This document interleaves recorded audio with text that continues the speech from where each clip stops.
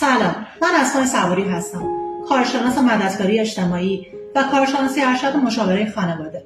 من سالیان زیادی با افراد مختلف کار کردم.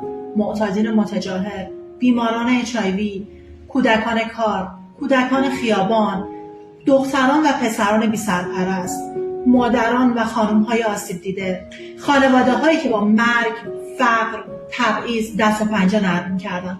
من اونجا بودم، جایی که صدای این افراد شنیده نشد.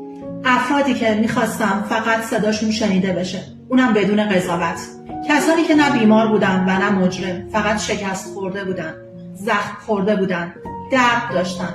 این پیج برای افرادیه که صداشون شنیده نشده. من کنار تو هم، نه برای تشخیص دادن و نه برای قضاوت، برای کمک کردن به تو، برای همدلی، برای آگاهی، فقط برای اینکه بفهمیم زخم‌ها پایان ما نیستن. اینجا امنه.